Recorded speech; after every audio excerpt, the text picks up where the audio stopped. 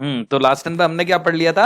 एक तो common tangent पढ़ ली थी और बाकी सारी चीजें हम लोगों ने पढ़ ली थी, ठीक है।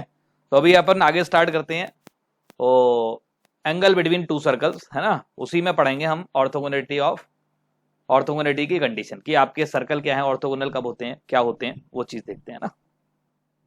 ओरिजिनली जो एंगल निकालने का तरीका है ना, वो तरीका क्या होता है, वो सारे कर्व में एक ही होता है। What is the method? Method क्या है? स्टेप्स होती हैं उसकी। जैसे मान लो दो कर्व दिए हैं, तो ये तो चलो सर्कल क्या, टू कर्व्स लिख देता हूं, है ना। टू, दो कर्व के बीच में अगर आपको एंगल निकालना है तो उसका तरीका क्या है? मान लो पहला कर्व दे रखा है, ये दे रखा है, दूसरा कर्व आपको ये दे रखा है। What is the real way of calculating angle between them? तो पहली चीज तो एंगल बिटवीन देम का मतलब क्या होता है? इसका मतलब होता है between angle between the tangent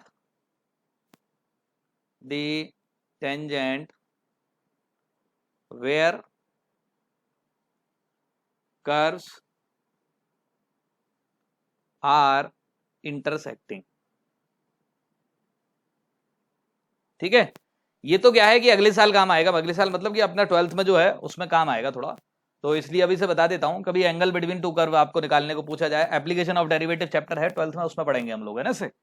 तो अगर इस पॉइंट का आपने नाम क्या दे दिया, पी दे दिया, मान लिया ये पी पर इंटरसेक्ट कर रहे हैं, तो क्या करेंगे? ओरिजिनली क्या होता है, ये एक टेंजेंट ड्रॉ की जाती है पहले वाले कर्व पर, ठीक है। फिर उसके बाद क्या होता है, दूसरे वाले कर्व पर भी एक टेंजेंट ड्रॉ की जाती है, ठीक है। अब क्या करते हैं, ये वाली जो टेंजेंट होती है, जैसे ये y बराबर एफ एक्स कर्व है, ये y बराबर जी एक्स कर्व बोल रहा हूं, मतलब मैं वैसे तो ठीक है, मैंने कोई फंक्शन बोल दिया, ठीक है। ये एक एफ एक्स है, ये जी एक्स है ना, मान लो ऐसा बोला। तो ओरिजिनली इस चैप्टर में हमको कुछ नहीं करना है, लेकिन आपको ज्ञान दे रहा हूं, ज्ञानवर्धक चीजें हैं जो कि जरूरी हैं। तो सबसे पहला काम इसमें क्या करते हैं, सबसे पहले हम पी निकालते हैं। सबसे पहले क्या करते हैं, तो यहां पर स्टेप नंबर 1 क्या होती है, गेट पॉइंट ऑफ इंटरसेक्शन। ठीक है, जैसे ही आपने पॉइंट ऑफ इंटरसेक्शन निकाल लिया, यहां पर क्या करो, इस वाले पॉइंट पर इसका डीवाई अपॉन डीएक्स निकालो। क्या करो, इसका डेरिवेटिव निकालो। जैसे ही डेरिवेटिव निकालोगे तो क्या होगा पता है ना, इस पर क्या होता है derivative, it is a slope, वो स्लोप होता है। तो डेरिवेटिव जैसे ही स्लोप होगा तो क्या करना, यहां पर लिखें second number, step number 2, get slopes of curve. ठीक है, एट इंटरसेक्शन ब्रैकेट में लेट पी, इसका नाम पी दे देते हैं। क्या करना है, स्लोप ऑफ व्हाट, आपका कर्व निकाल लो एट पॉइंट, कौन से पॉइंट पर, पी ऑफ कर्व्स, है ना। ब्रैकेट में लिख देते हैं लेट m1 एंड m2। ठीक है, क्या निकाला अपन ने, this will be what, m1 and m2 आपने मान लिया, ठीक है। अब जैसे ही m1 m2 मान लिया, उसके बाद तो आप होशियार हैं। फिर स्टेप नंबर 3 क्या है, एंगल टेन थीटा। थीटा अगर आपका एंगल है तो उसका टेन थीटा क्या होगा, मॉड बराबर m1 minus m2 upon 1 plus m1 m2। Okay, तो ये होती है कहानी, अगर कोई जनरल कर्व दिया, ठीक है। अब इसके बाद की कहानी क्या है, अब originally angle between two curve जो है, अगर मान लो आपको 45 डिग्री बोल दिया, इसका मतलब क्या है, देखो जनरली ये टर्म जो है ना, एंगल बिटवीन टू कर्व, वो कब बोला जाता है, जब कर्व जहां जहां पर इंटरसेक्ट कर रहे हैं वो 45 पर इंटरसेक्ट कर रहे हैं। अदरवाइज आपको क्या बोला जाएगा, दो कर्व के बीच में अगर एंगल निकालना है तो क्या करेंगे, उनका पॉइंट ऑफ इंटरसेक्शन निकालेंगे। इस पॉइंट पर ये मिला, मान लो एक पॉइंट पर एंगल 45 डिग्री है, एक पॉइंट पर 30 डिग्री मिला, तो उसमें डायरेक्टली ये नहीं बोलेंगे कि angle between two curve is 45 degree और 30 डिग्री। उसमें क्या बोला जाएगा, angle between this two curve is 45 degree at this point, है ना। अगर बोला गया angle between this curve is what, आपका 45 डिग्री, इसका मतलब क्या है, वो जहां जहां इंटरसेक्ट कर रहा है वहां पर क्या है, आपका 45 डिग्री है, ठीक है, ऐसा। तो यहां पर क्या है, सेकंड नंबर, अब क्या होगा, कर्व्स, ठीक है। चलो अब इसी चीज को अपन क्या है, सर्कल में अप्लाई करते हैं ना। यही चीज क्या है, सर्कल में, क्योंकि सर्कल क्या है, थोड़ी अच्छी ज्योमेट्री होती है, उसमें क्या है, एज कंपेयर टू इसके बड़ी आसानी से आ जाता है, उसमें आपको मेहनत करने की जरूरत नहीं पड़ती है। तो इन केस ऑफ सर्कल, तो यहां पर क्या है, if angle between two curve is what? 90 degree, then they are orthogonal curves. ठीक है, तो ये क्या होंगे? आपके ऑर्थोगोनल कर्व्स होंगे। ठीक है, जैसे देखो, आप ध्यान से देखो, मान लो ये कर्व है, तो इस केस में क्या हुआ? ये 90, देखो ये मान लो ये 90, ये भी 90, ये भी 90, और ये 90 होने का मतलब क्या है कि इस वाले पॉइंट पर टेंजेंट, इस वाले पॉइंट पर टेंजेंट वो क्या करेगी? 90 बनाएगी। यहां पर क्या है? इस पॉइंट पर टेंजेंट, इस पॉइंट पर टेंजेंट क्या करेगी? 90 बनाएगी। सेम चीज यहां पर क्या है? इस वाले पॉइंट पर, इस वाले पॉइंट पर जो टेंजेंट होगी that will make the angle what? 90 degree. समझ गए?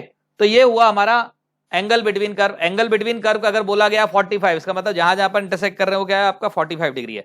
ठीक है, एंगल बिटवीन कर्व अगर आपका मान लो क्या बोला? 30 डिग्री बोला, तो क्या है? जहां जहां इंटरसेक्ट कर रहे हैं वो क्या है? आपके 30 डिग्री। अब बाकी आपको दो कर्व के बीच में एंगल ऑफ इंटरसेक्शन निकालना है, तो कैसे निकालेंगे?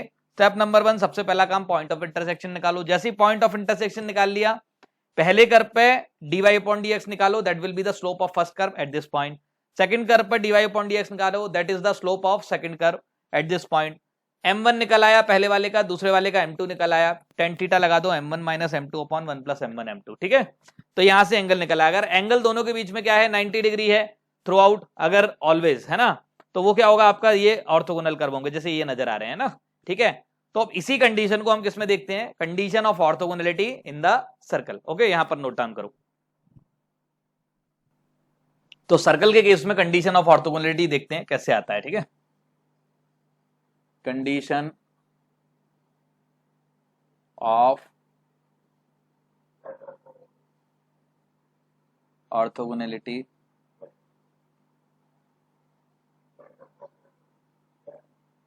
In case of circle. ठीक है, सर्कल के केस में कंडीशन ऑफ ऑर्थोगोनलिटी निकालना है।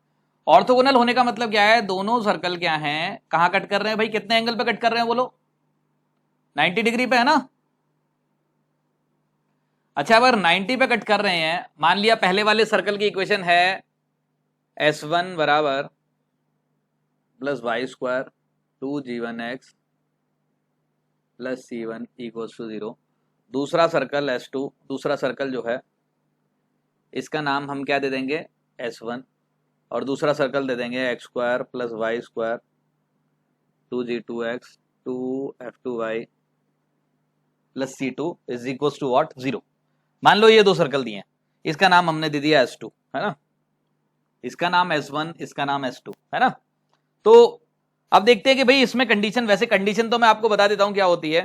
2 टाइम्स g1 g2, सीधे याद रखोगे तो काम चलेगा, f1 f2 बराबर c1 प्लस c2। ठीक है, ये कंडीशन ऑफ ऑर्थोगोनलिटी होती है। कैसे आती है जरा वो देख लेते हैं। ठीक है, अब देखो दोनों सर्कल जो है वो 90 पे कट कर रहे हैं, ध्यान से देखना अच्छे से। ठीक है, दोनों सर्कल कैसे कट कर रहे हैं? 90 पे।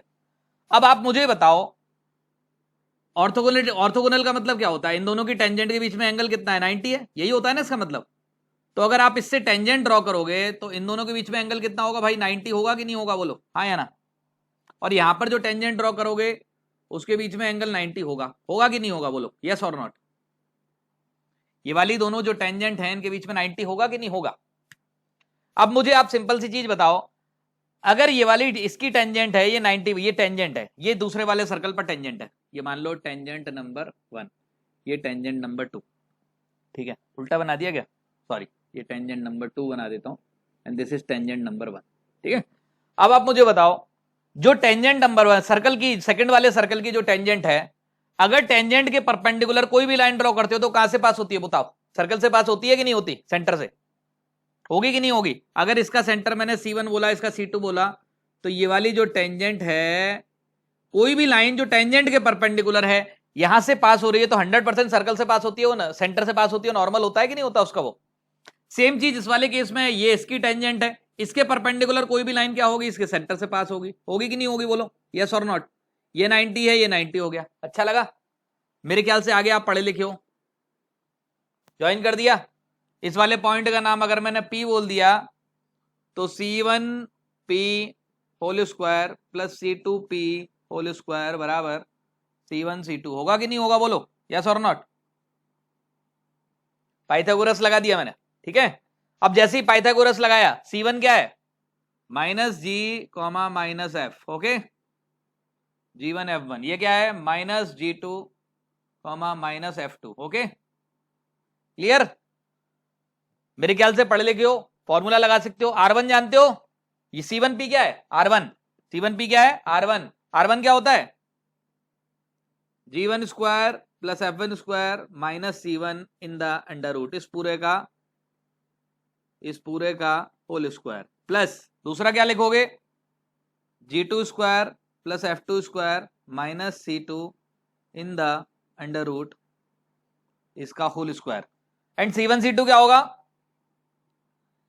G1 माइनस G2 का whole square in the under root इस पूरे का होल स्क्वायर, ओके। जैसे ही आप इसको ओपन करोगे, खट से आपको ये मिल जाएगा, क्या मिल जाएगा, देखो G1 स्क्वायर मिलेगा, G2 स्क्वायर मिलेगा, यहां मिलेगा G1 square, G2 square cancel हो गया, क्या मिलेगा, F1 स्क्वायर F2 स्क्वायर मिलेगा, यहां से ओपन करना, फिर यहां से भी मिलेगा F1 स्क्वायर F2 स्क्वायर। जैसे ही ओपन करोगे, कर दो ओपन, मेरी बात का भरोसा, वैसे तो कर लेना चाहिए तुम्हें, फिर भी चलो मैं करके दिखा देता हूं। G1 square plus F1 square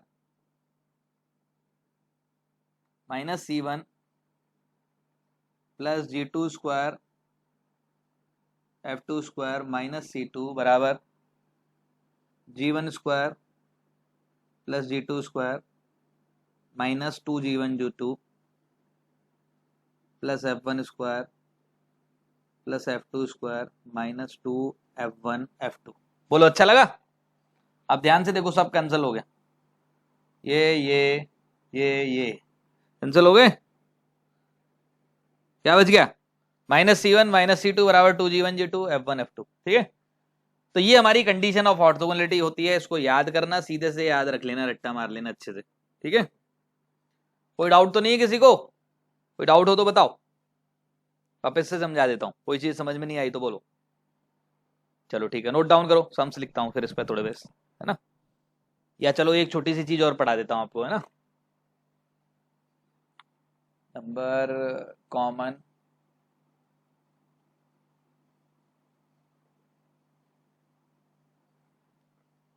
cord, किसकी कॉमन कॉर्ड, दो सर्कल की कॉमन कॉर्ड, ठीक है। कॉर्ड जो कॉमन होती है उसे क्या बोलते हैं, कॉमन कॉर्ड कहते हैं। सर्कल की इक्वेशन S1, इस सर्कल का, हाँ बोलो, दो सर्कल की कॉमन कॉर्ड, कॉमन कॉर्ड मतलब क्या है, इनको, ये वाली जो लाइन होती है ना, इसी को बोलते हैं कॉमन कॉर्ड, ठीक है। इस लाइन को क्या बोला जाता है, this line is called what, common chord of the two circles, ठीक है।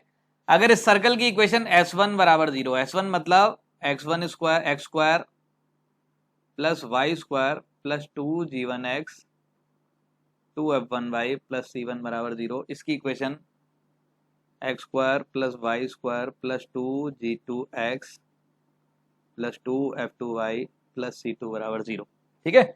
इसका नाम लिख दिया आपने S2 बराबर 0, है ना, मान लो आपने ये लिख दिया। तो जो कॉमन कॉर्ड होती है उसकी इक्वेशन क्या होती है,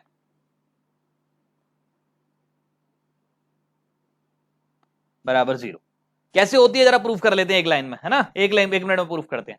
इस पॉइंट का नाम हमने क्या दे दिया, P दे दिया, इस पॉइंट का नाम हमने क्या दे दिया, Q दे दिया, ओके, अच्छा लगा।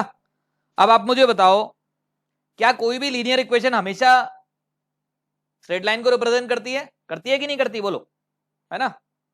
और अगर कोई भी लीनियर इक्वेशन स्ट्रेट लाइन को रिप्रेजेंट करती है, what is the meaning of that, कि अगर आप लिखेंगे ये P पॉइंट दिया है, ये Q पॉइंट दिया है, तो यहां पर क्या लिखा है, x square plus y square plus 2G1x। अब सिंपल सी बात बता रहा हूं, अगर मैं S1 माइनस S2 करता हूं तो एक्स स्क्वायर वाई स्क्वायर वाला टर्म कैंसिल, बोलो यस और नॉट।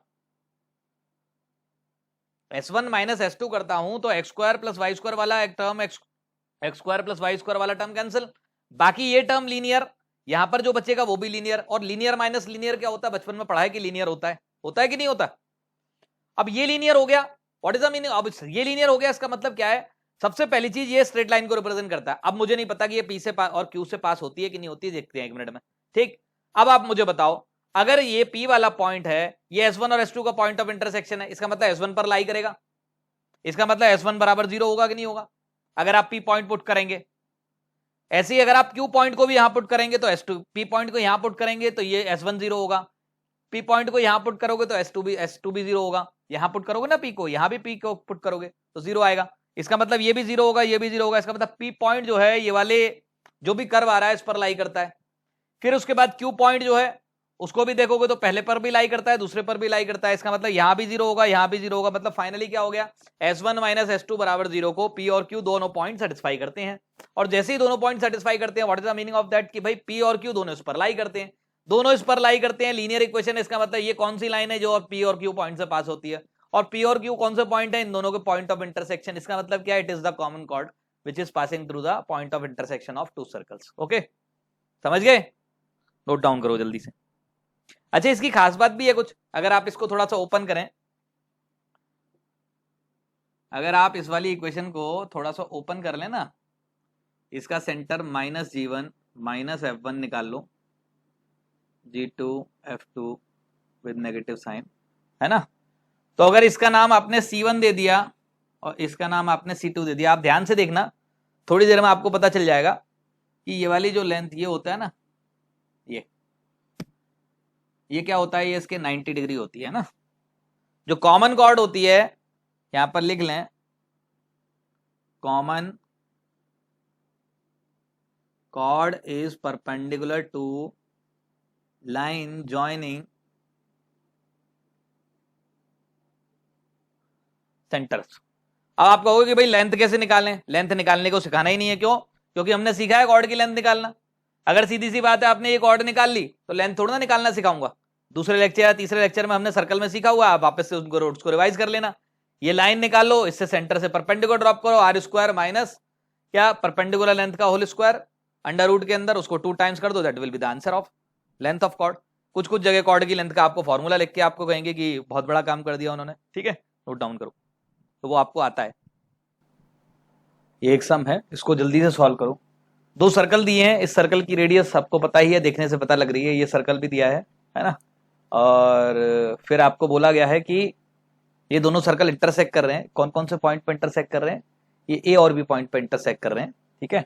और तो आपको बताना है कि ए पॉइंट और बी पॉइंट पर इन्होंने क्या किया, आपस में लड़ाई हो गई इनकी, मतलब टकरा गए। तो अब ए पॉइंट और बी पॉइंट पर जहां पर जो कट कर रहे हैं उस पॉइंट का नाम ए बी है, उस वाले पॉइंट पर ए और बी पर क्या किया, स्मॉलर सर्कल पर आपने टेंजेंट ड्रॉ करी, तो टेंजेंट का पॉइंट ऑफ इंटरसेक्शन आपको बताना है, ठीक है, फाइंड आउट करो। एक काम करो, इससे 17 की जगह कुछ और कर लो, है ना। इसको क्या कर लो आप, 9 9 18, 18 माइनस 4 कितना हो गया आपका, 18 माइनस 4 14, है ना। आप करो, ठीक है, दिस इज 14, ठीक है, 14 कर लो, देन सॉल्व करो। शायद उस केस में शायद इंटरसेक्ट नहीं हो रहे थे जरा, ठीक है। सुनो, देखो क्या करना है। इस सर्कल का नाम हमारा क्या हो गया, S1 हो गया, इस सर्कल का नाम क्या हो गया, S2 हो गया, ठीक है। थोड़ा सा बना लेते हैं इनको। S2 मेरे ख्याल से छोटा सर्कल है, और जो S1 है एज कंपेयर टू उसके क्या है, वो बड़ा सर्कल है, ओके, ठीक है। तो बस इतनी सी बात है कि ये क्या है, किस पॉइंट, 2 पॉइंट P पे कट कर रहे हैं, एक 2 पॉइंट पे कट कर रहे हैं, उनके नाम ए और बी है ना, ए बी, ओके। अब जैसा कि देखने से लग रहा है शायद ऐसा ही कट कर रहे होंगे, है ना, ठीक है।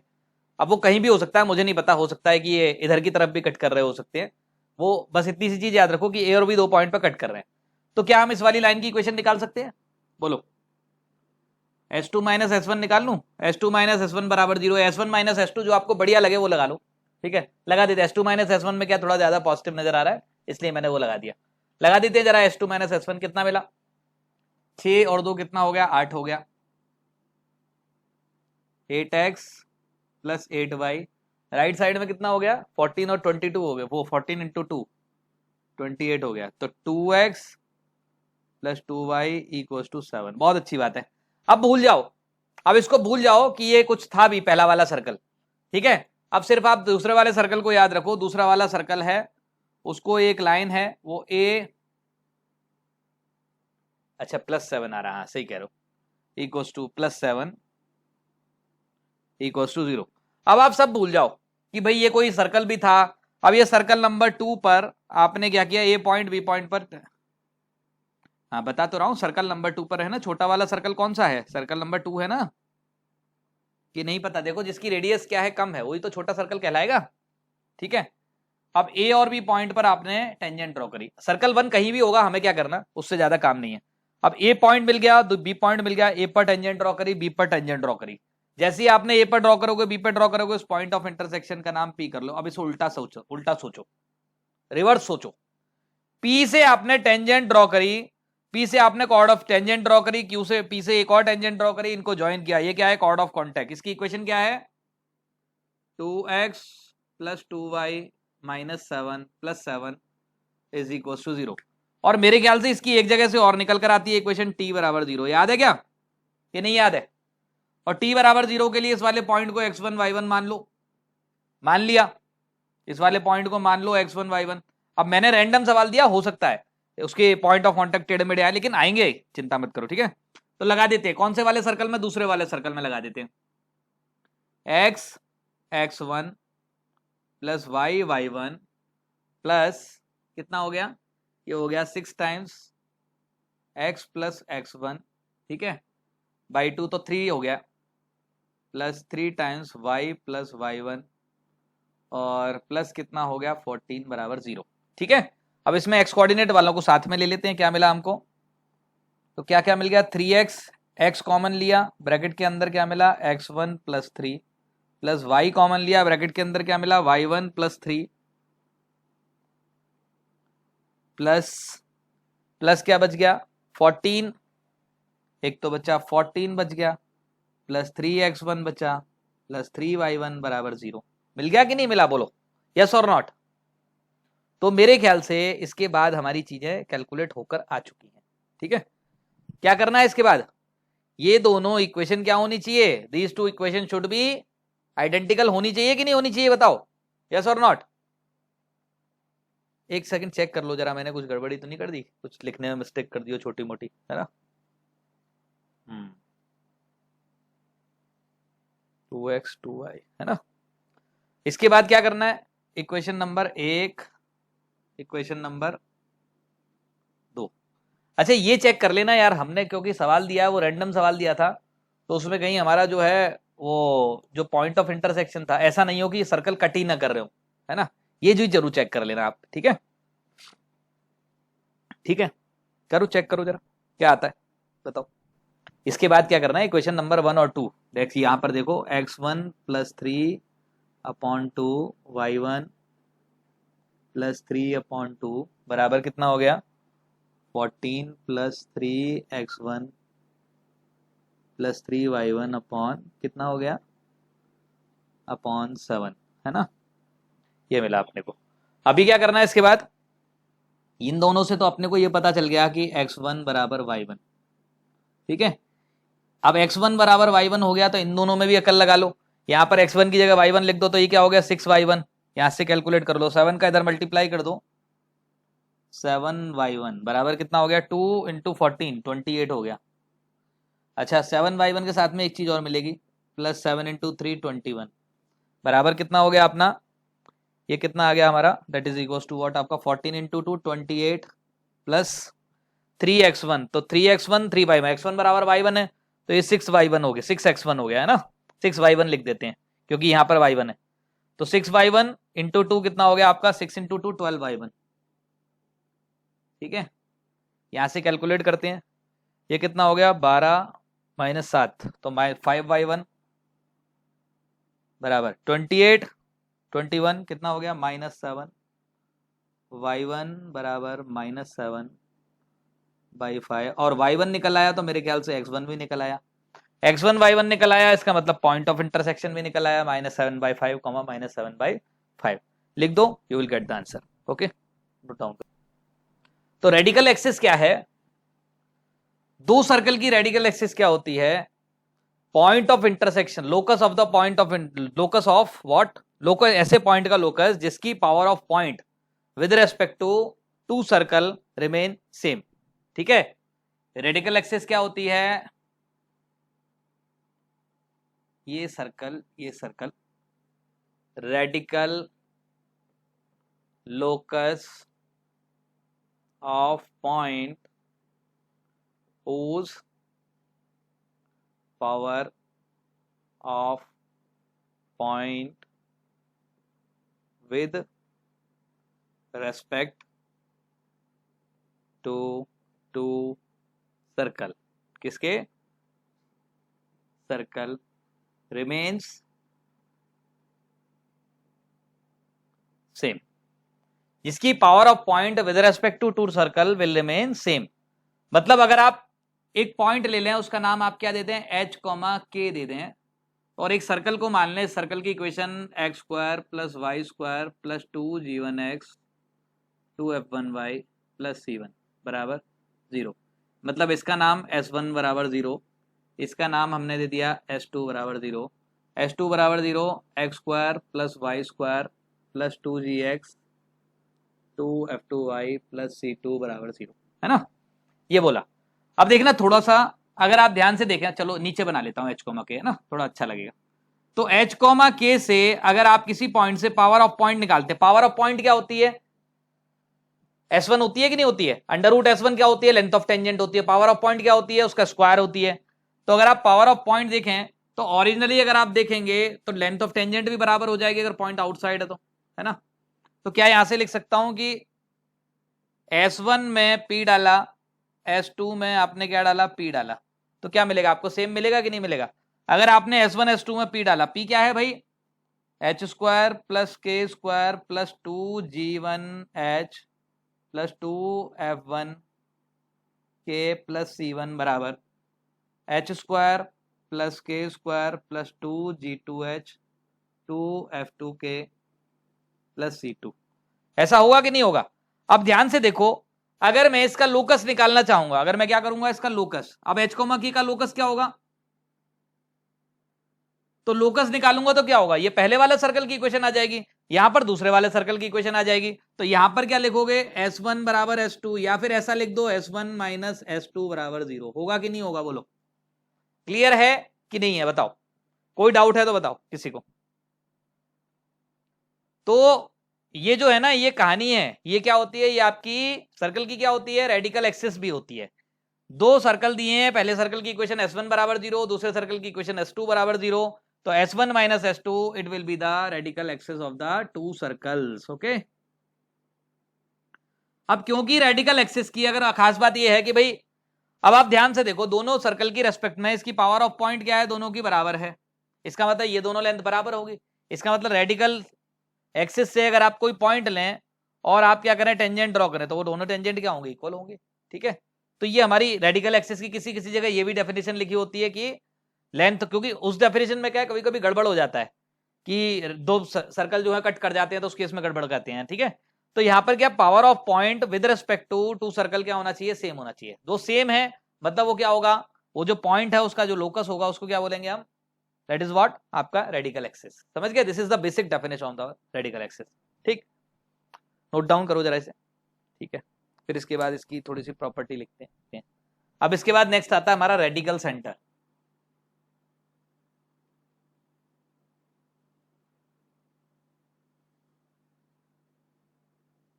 रेडिकल सेंटर, रेडिकल सेंटर क्या है?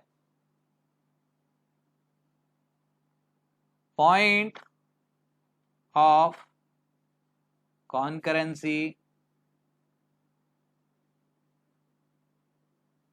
ऑफ रेडिकल एक्सिस, रेडिकल किसकी radical axis? Of three circles having non collinear centre.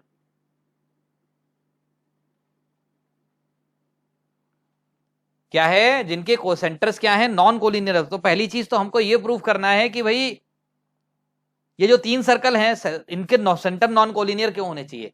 क्योंकि बेटा अगर देखो सेंटर, मैंने आपको बताया था कि S1 माइनस S2 जो लाइन होती है, अभी पढ़ा था ना थोड़ी देर पहले उसमें कॉमन कॉर्ड में, अगर मान लो S1 माइनस S2 निकालोगे तो वो क्या होगी? अगर मान लो तीनों के सेंटर कोलिनियर हो गए, इसका मतलब ये ऐसा होगा। ठीक है, अब बताता हूं इसमें ऐसा की क्यों बोला जा रहा है, तो क्यों इसमें कोलिनियर मतलब नॉन कोलिनियर बोला जा रहा है। क्योंकि तीनों के सर्कल की अगर सेंटर देंगे, अगर कोलिनियर हो गए तो इस तरीके से जाएंगे। अब अभी थोड़ी देर पहले पढ़ा, अगर मान लो इसकी इक्वेशन है S1 बराबर 0, इसकी है S2 बराबर 0, इसकी है S3 बराबर 0, तो पहली चीज पॉइंट ऑफ कॉन्करेंसी कभी नहीं बनेगा, क्योंकि उस केस में क्या होगा, आपको पता है S1 माइनस S2 लाइन क्या होती है, इसके परपेंडिकुलर होती है। फिर S2 माइनस S3 निकालोगे, वो भी इसके परपेंडिकुलर होगी, तो दोनों लाइन पैरेलल हो जाएंगी, तो पॉइंट ऑफ कॉन्करेंसी की तो बात ही नहीं की जाएगी। समझ गए? क्लियर और नॉट? बोलो। तो इसीलिए इसमें किसकी बात करते हैं? अब देखो, तो इसमें क्या बात की जाती है, इसमें जो सर्कल होने चाहिए ना, उनके सेंटर नॉन कोलिनियर होने चाहिए। ठीक है, एक सर्कल, दो circle, second circle and third circle. ठीक है, मान लिया ये S1 बराबर 0, S2 बराबर 0, दिस इज S3 बराबर 0। अब ध्यान से देखो, इसकी जो रेडिकल एक्सिस है वो ये रही, इसकी रेडिकल एक्सिस ये रही, इसकी रेडिकल एक्सिस ये रही। तो इसकी रेडिकल एक्सिस को क्या बोलेंगे, S1 माइनस S2 बराबर 0। इसको क्या बोलेंगे, S2 माइनस S3 बराबर 0। होगा कि नहीं होगा? S2 माइनस S3 0 आएगा कि नहीं आएगा? अभी यहां से लिखोगे तो क्या लिखोगे, S3 माइनस S1 बराबर 0। यस और नॉट? बोलो, आएगा कि नहीं आएगा? बोलो, जल्दी बोलो। अब आप मुझे बताओ, मैंने इसको एक ही पॉइंट पर क्यों इंटरसेक्ट करा दिया? आप ध्यान से देखो, थोड़ी सी अकल लगाओ।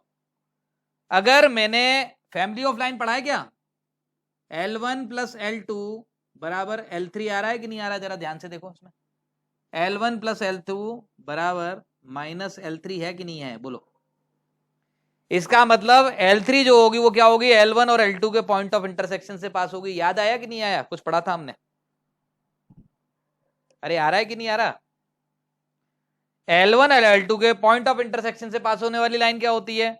अगर आपने पहली लाइन, दूसरी लाइन, तीसरी लाइन को ऐड किया, L1 plus L2 plus L3 हो गया, ऐड कर लिया, इसका मतलब L1 प्लस L2 क्या हो गया, L3 के बराबर हो गया ना। इसका मतलब L3 क्या है, इसका मतलब क्या है, L3 जो है वो L1 L2 के पॉइंट ऑफ इंटरसेक्शन से पास होने वाली लाइन है। इसका मतलब ये तीनों लाइन क्या है, कौन कर। देखो इसका फायदा क्या होगा, ये वाला जो पॉइंट है ना, ये जो पॉइंट है, इसको बोलते हैं रेडिकल सेंटर। क्या बोलते हैं? रेडिकल। अब इसकी खास बात क्या होगी, अब देखो ध्यान से देखो, इस वाली लाइन से इन दोनों सर्कल पर टेंजेंट की लेंथ इक्वल, इस वाली लाइन से इन दोनों सर्कल पर टेंजेंट की लेंथ इक्वल, इस वाली लाइन से इन दोनों पर टेंजेंट की लेंथ इक्वल। अगर आप इस पॉइंट को देखें तो ये तीनों लाइन पर लाई करता है। इसका मतलब इस पॉइंट से क्या होगा, तीनों सर्कल पर जो टेंजेंट ड्रॉ की जाएंगी ना, वो क्या होंगी आपकी, वो जो भी तीनों टेंजेंट होंगे उनकी लेंथ इक्वल आएगी। ठीक है, ठीक। अब इसमें बढ़िया चीज बताता हूं आपको आगे। ठीक, नोट डाउन करो, इसको एक बार नोट कर लो, मैं समझाता हूं फिर, है ना। एक पॉइंट और बचेगा, उसको इनको रब करने के बाद लिखूंगा। ठीक है, हाँ चलो। अब देखो, इसमें पहला पॉइंट तो बड़ा आसान है, टू सर्कल इंटरसेक्ट। अगर दो सर्कल इंटरसेक्ट करते हैं तो रेडिकल एक्सिस क्या बन जाएगी, कॉमन कॉर्ड बन जाएगी। सिंपल सी बात है, इसमें कोई बहुत बड़ा काम नहीं कर दिया इन्होंने, सिंपल डायरेक्ट सी बात है। ठीक है, तो रेडिकल एक्सिस क्या बन गई हमारी, that is the common chord, है ना, कॉमन कॉर्ड बन जाती है। तो बहुत अच्छी बात है, इन्होंने कोई बड़ी बात नहीं कर दी है। अब दूसरी चीज, तो इसमें कुछ बताने की जरूरत नहीं मेरे को, दिख रहा है ना, कॉमन कॉर्ड बन गई। ठीक, छोड़ो। अब इसके बाद दूसरा आ जाते हैं, two circle touch each other then radical axis common tangent of two circle. हमने पढ़ा था कि अगर आपका दो सर्कल हैं, कॉमन टेंजेंट में पढ़ा था ना, दो सर्कल हैं, अगर ये टच कर रहे हैं तो इसके ये वाली जो लाइन होती है वो क्या होती है आपकी, वो कॉमन टेंजेंट होती है।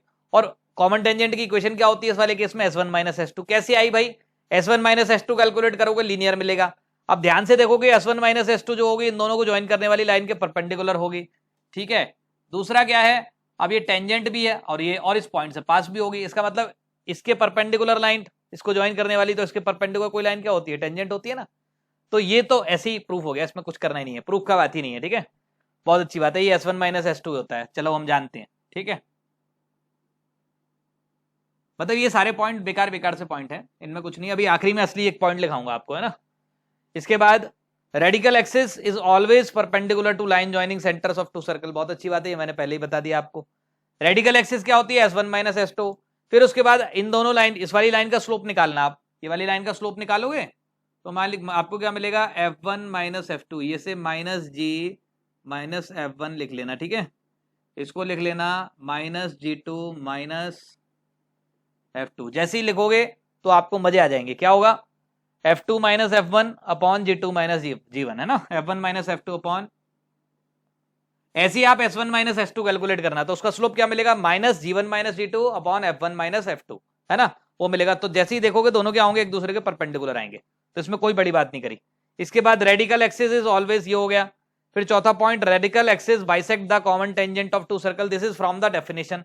आप देखो कैसे आया ये डेफिनेशन से, देखो जरा, मान लो ये सर्कल है एक और ये सर्कल है, ठीक है। अब रेडिकल एक्सिस क्या होती है, उससे power of point with respect to two circle same रहती है। तो सीधी सी बात है, किसी भी पॉइंट से अगर आप रेडिकल एक्सिस पर कोई पॉइंट लेते हैं तो उससे डाली हुई टेंजेंट की लेंथ क्या होती है, इक्वल होती है कि नहीं होती, बताओ, ठीक है।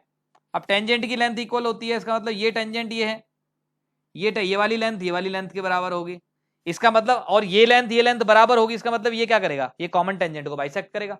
कोई भी कॉमन टेंजेंट ले लो, अगर आपकी इच्छा है कि नहीं भाई हम तो यहां से लेंगे, तो यहां से ले लो, आप ये लो, यहां से लोगे, अगेन क्या होगा, इस वाले पॉइंट से जो टेंजेंट रखोगे अंडर रूट S1 बराबर ये हो सकता है दिखने में बराबर ना लग रहा हो, मेरे डायग्राम थोड़े बेकार हो सकते हैं, ठीक है। तो ये क्या है, ये आपकी टेंजेंट्स को बाइसेक्ट करेगी, ठीक है। इसके बाद नेक्स्ट नंबर, ठीक है, radius of two circles, if radius of two circles are equal, radical axis is perpendicular bisector of line joining centres. बहुत अच्छी बात है, तो कोई बड़ी बात ही है, इनकी कर दी। एक बात बताओ, अगर दो सर्कल है उनकी रेडियस बराबर है तो उनकी रेडिकल एक्सिस क्या करेगी, इन दोनों का बाइसेक्टर होगी कि नहीं होगी, ये डिस्टेंस बराबर होगा ना, ठीक है। इसमें कोई बहुत बड़ी बात नहीं करती, क्योंकि आप जानते हैं लेंथ ऑफ टेंजेंट बराबर आएगी, और जब बराबर आएगी तो ये मिड पॉइंट पर ही आएगा, R1:R2 का रेशियो, तो ये क्या होगा, ये परपेंडिकुलर बाइसेक्टर भी हो जाएगा, ठीक है। तो इसमें कोई इन्होंने बहुत बड़ा काम नहीं कर दिया। इसके बाद circles having same radical axis is called coaxial system. वैसे कोएक्सियल सिस्टम के बारे में ज्यादा आता नहीं है, लेकिन फिर भी अगर आता है तो मैं आपको बताता हूं, जिनकी रेडिकल एक्सिस सेम होती है वो कोएक्सियल सिस्टम कहलाते हैं।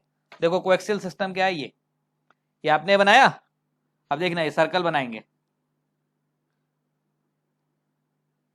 सबकी रेडिकल एक्सिस सेम है कि नहीं है, बोलो यस और not.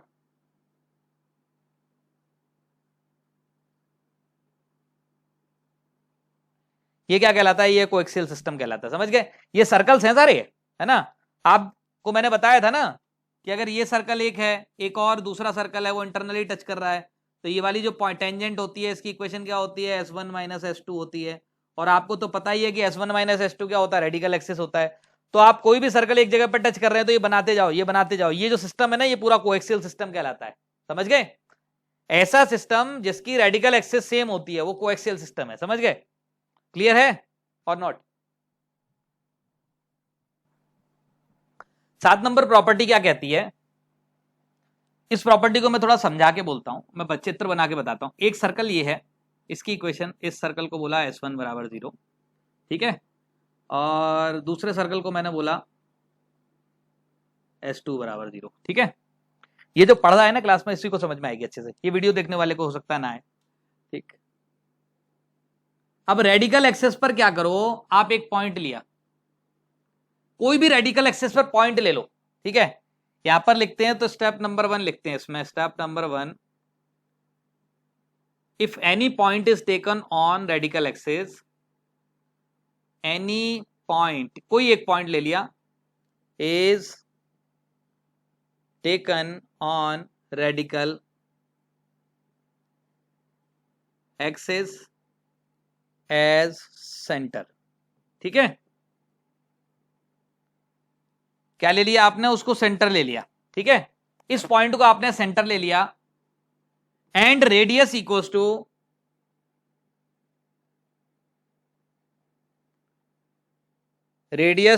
Two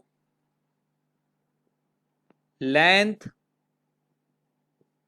of tangent to it tangent to any of circle. अब क्योंकि रेडिकल एक्सिस पर पॉइंट है तो लेंथ ऑफ टेंजेंट तो दोनों सर्कल से बराबर ही होगी, तो मैंने क्या किया, एक पॉइंट ले लिया, एक पॉइंट ये ले लिया, ठीक है, मान लो।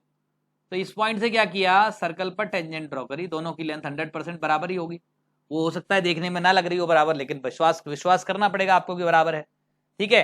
तो इसको मैंने सेंटर लिया, रेडियस क्या ली, इसके बराबर ली, है ना। Now this circle will cut S1 बराबर 0 एंड S2 बराबर 0 ऑर्थोगोनली। समझ गए? तो ये सर्कल क्या करेगा, पहले वाले सर्कल को और दूसरे वाले सर्कल को ऑर्थोगोनली कट करेगा। क्यों करेगा, बड़ी अच्छी सी बात है, 1 मिनट का काम है, बता देते हैं आपको। अब देखो ये टेंजेंट है भाई, अगर ये टेंजेंट है, ये टेंजेंट है, तो सर्कल अगर आप कोई बनाओगे तो इस ये अब इस सर्कल, ये वाला जो कोई भी सर्कल बनाओगे इस पॉइंट से पास होने वाला, इसका सेंटर ये है, रेडियस इसके बराबर है, तो वो जो सर्कल होगा, अब ये वाली दोनों तो बराबर हैं, इसका मतलब ये रेडियस वेक्टर होंगे इसके। और रेडियस वेक्टर जो होते हैं, ये जो सर्कल आप बनाएंगे इसका जो रेडियस वेक्टर होता है वो हमेशा क्या होता है, इस वाली टेंजेंट के परपेंडिकुलर होता है। तो इसके अब क्योंकि ये यहां से निकालोगे तो ये क्या होगा, इसके परपेंडिकुलर होगा। नजर आ रहा है, क्लियर है कि नहीं, कोई डाउट है? अब आप इसको ज्वाइन करोगे तो ये इसके परपेंडिकुलर ही आएगा ना अपने आप, ठीक है, खत्म काम, सवाल खत्म, क्लियर। तो हाँ मैं आपको बताता हूं, देखो क्या है, ऐसा बोला है, अगर आप रेडिकल एक्सिस पर कोई भी पॉइंट ले लिया आपने, है ना, फिर उसके बाद क्या किया आपने, यहां से जो टेंजेंट ड्रॉ कर रहे हो, अब देखो टेंजेंट कभी भी आप ड्रॉ करते हो किसी सर्कल पर, अगर आपने मान लो इस पर टेंजेंट ड्रॉ करी तो ये एक तरीके से क्या है, इसकी टेंजेंट है, ठीक है। अब आप क्या करोगे, अगर इसको रेडियस एज अ रेडियस लेकर कोई सर्कल बनाओगे तो वो क्या करेगा, वो इसको ये वाली इसके परपेंडिकुलर होगा ना रेडियस वेक्टर के, कि नहीं होगा बोलो, ठीक है। तो ये वाला जो बोलता है ना कि ये वाला जो सर्कल होगा, ये बड़ा वाला जो आप रेडियस ले रहे हो लेंथ ऑफ टेंजेंट के बराबर, सेंटर रेडिकल एक्सिस पर ले रहे हो, तो वो सर्कल क्या करेगा, वो उसको ऑर्थोगोनली कट करेगा इन दोनों सर्कल्स को। समझ गए कि नहीं समझे? वैसे चाहो तो आप ये ऐसी एक और प्रॉपर्टी उसमें भी बता सकते हो कि रेडिकल सेंटर जो है, अच्छा इसका उल्टा यूज बहुत आता है कभी कभी, जैसे इसमें क्या करेगा, एक सर्कल बोलेगा वो पहले सर्कल को और दूसरे सर्कल को ऑर्थोगोनली कट कर रहा है, तो आप ये बोल सकते हैं कि भाई इसका जो सेंटर होगा ना तीसरे वाले का, वो क्या होगा, इसकी रेडिकल सेंटर पर, रेडिकल एक्सिस पर लाई करेगा, ठीक है। इसका अपोजिट स्टेटमेंट आप अपनी भाषा में अपनी कॉपी में लिख सकते हो, ठीक। अच्छा एक चीज और है, अगर मान लो 8वां पॉइंट छोटा सा लिख लो, एक सेकंड बस एक सेकंड, 8वां पॉइंट भी अपन इसमें ऐसे ही लिख सकते हैं, जैसे ये 3 सर्कल हैं जिनके सेंटर नॉन कोलिनियर है, तो इसके रेडिकल सेंटर से अगर आप कोई सर्कल ड्रॉ करेंगे तो वो क्या करेगा, तीनों सर्कल को ऑर्थोगोनली कट करेगा। लेंथ क्या, टेंजेंट क्या होनी चाहिए, वो वही होनी चाहिए जो ये अपनी भाषा में लिख लेना, मतलब अगर यही सर्कल दिए हैं, 1 2 3 सर्कल दिए हैं, इसके रेडिकल सेंटर से आप लेंथ ऑफ टेंजेंट जो है, लेंथ ऑफ टेंजेंट के बराबर रेडियस लेकर कोई सर्कल ड्रॉ करेंगे जिसका सेंटर ये होगा, तो ये क्या करेगा, ये तीनों सर्कल को ऑर्थोगोनली कट करेगा। 90 90, this is also 90, this is also 90, this is 90, this is what, radical centre, ठीक है। तो इसे अपनी भाषा में लिख लो, अभी आज के लेक्चर में हम यहीं तक पढ़ते हैं, ठीक है, नोट डाउन कर लो, ठीक। चलो बच्चों फिर आज का लेक्चर यहीं पे खत्म करते हैं, okay bye bye, we will meet in the next lecture. और उस लेक्चर में हम लोग क्या है कि इसके आगे का पढ़ेंगे, इस पर सम्स करेंगे और उस पर बेस्ड क्या है फैमिली ऑफ सर्कल्स जो है उसको कंप्लीट करेंगे। देन ओके बाय बाय बच्चों।